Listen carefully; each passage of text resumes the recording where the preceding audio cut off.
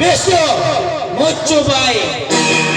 ಅವರ ಮನೆಗೆ ಬಂದು ಅವರಿಗೆ ಹೆಸರಿಡಿದು ಕರೆಯುವಷ್ಟು ದೊಡ್ಡವನಾಗಿ ಬಿಟ್ಟೆಯಾ?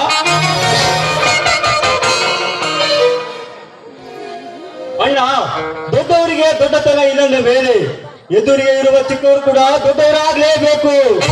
ಮುಚ್ಚು ಬಾಯಿ ಬಡವ. ಬಡವನ ಕೋಪ ತವಡೆಗೆ ಮೂಲ ಎಂಬ ಮಾತನ್ನ ಅರಿತುಕೊಂಡು ಮಾತನಾಡು. ಅಲ್ಲೋ ಶಿವಣ್ಣ, ಈ ನಿನ್ನ ಅಣ್ಣತಮ್ಮನಿಗೆ ಸ್ವಲ್ಪ ನೀ ಆದ್ರ ಬುದ್ಧಿ ಹೇಳು ಯಪ್ಪ.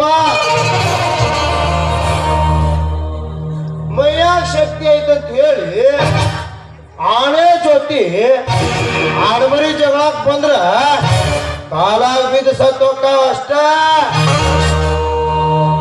ತಡೀರ, ಹುಡುಗರ ಬುದ್ಧಿ ಏನೋ ತಿಳಿದ್ರೆ ತಪ್ಪು ಮಾಡಿಬಿಟ್ಟ.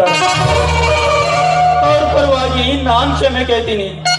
ದಯವಿಟ್ಟು ಅವರನ್ನ ಕ್ಷಮಿಸಿ ಬಿಟ್ಟು ಬಿಡ್ರಿ ತಡಿಯಾರ.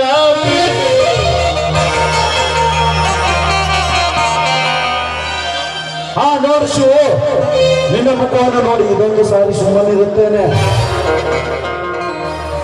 ಮೊದಲು ಇವರಿಗೆ ಮನೆಗೆ ಕರ್ಕೊಂಡೋಗಿ ಸರಿಯಾಗಿ ಬುದ್ಧಿ ಹೇಳು. ಅದು ಅದು ನನ್ನ ವಿರುದ್ಧ ರಾಜಕೀಯ ಮಾಡ್ತೇನೆ ಎಂದು ಹಗಲು ಗನಸು ಕಾಣುತ್ತಿದ್ದಾನೆ. ಮೊದಲು ರಾಜಕೀಯ ಅಂದರೆ ಏನು ಎಂತದ್ದು ಎಂದು ಅರಿತು ಆಮೇಲೆ ರಾಜಕೀಯ ಬಗ್ಗೆ ಮಾತನಾಡಲು ಹೇಳು ಈ ನಿನ್ನ ತಮ್ಮನಿಗೆ. ನೀನು ಒಬ್ಬ ಗುಲಾಮನ. ನೀನು ಒಬ್ಬ ಎಂಎಲ್ಎನ ಸರ್ಕಾರದ ಗುಲಾಮನಾಗಿ ನಮ್ಮಂತ ಪ್ರಜೆಗಳನ್ನು ಈ ರೀತಿಯಾಗಿ ಪ್ರಶ್ನಿಸೋದನ್ನು ಬಿಟ್ಟು ಅದೇ ಪ್ರಜೆಗಳಂತೆ ನೀನು ಒಬ್ಬ ಪ್ರಜೆಯಾಗಿ ಸರ್ಕಾರವನ್ನು ಪ್ರಶ್ನಿಸೋದನ್ನು ಕಲಿತು ಆಗ ಈ ನಮ್ಮ ದೇಶವಾದರೂ ಉದ್ಧಾರವಾಗುತ್ತದೆ. ನಾವು ರೈತರಾದ ಮಾತ್ರಕ್ಕೆ ನಮ್ಗೇನು ಗೊತ್ತಿಲ್ಲವೆಂದು ತಿಳಿದುಕೊಂಡರೆ ಅದು ನಿನ್ನ ಮುಟ್ಟಾತನ. ಈ ರೈತ ಒಮ್ಮೆ ಮನಸ್ಸು ಮಾಡಿ ನೇಗಿಲು ಬಿಟ್ಟು ಖಾದಿಯನ್ನು ಕಟ್ಟುಕೊಂಡರೆ ರಾಜಕೀಯ ಮಾಡುವುದರಲ್ಲಿ ನಿಮ್ಮಪ್ಪನೆಂದು ತಿಳಿದು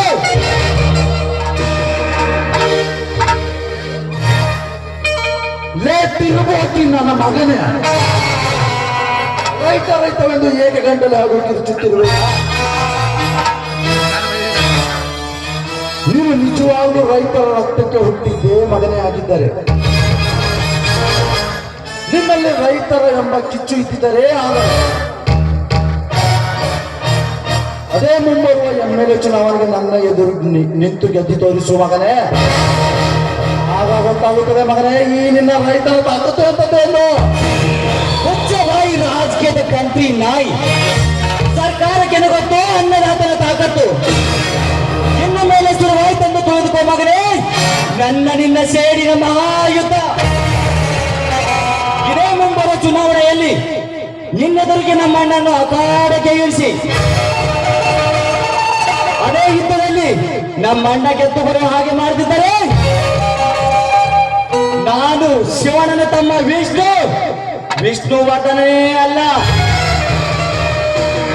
ಒಂದು ವೇಳೆ ಈ ಯುದ್ಧದಲ್ಲಿ ನೀನು ಗೆದ್ದು ನಮ್ಮಣ್ಣ ಸೋತರೆ ನೀನು ಹೇಳಿದ ಹಾಗೆ ನಾವು ರೈತರ ರಕ್ತಕ್ಕೆ ಹುಟ್ಟಿಲ್ಲ ಎಂದು ತಿಳಿದುಕೋ. ಒಂದು ವೇಳೆ ನಮ್ಮಣ್ಣ ಗೆದ್ದು ನೀನು ಸೋತರೆ ನೀನು ಕೂಡ ನಮ್ಮ ತಂದೆ ರಕ್ತಕ್ಕೆ ಹುಟ್ಟಿದೆ ಎಂದು ತಿಳಿದುಕೊಳ್ತೇವೆ. ಬರುತ್ತೇವೆ ಅಣ್ಣ, ನಡೆಯಿರಿ ಹೋಗೋಣ.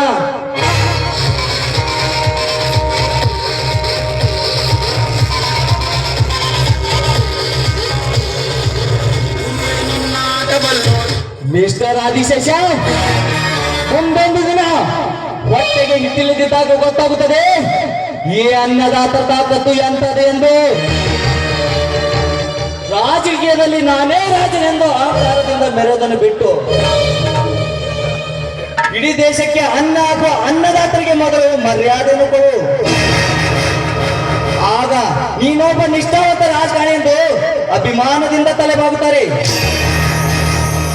ಇಲ್ಲವಾದರೆ ಮುಂದೊಂದು ದಿನ ಇದೇ ರೈತ ಬಂದ ಅನ್ನನೇ ನಿನಗೆ ವಿಷಯವಾಗಿ ರಕ್ತ ಕಾರಿ ಸಾಹಿತ್ಯ ಮಗನೇ ಎಚ್ಚರ.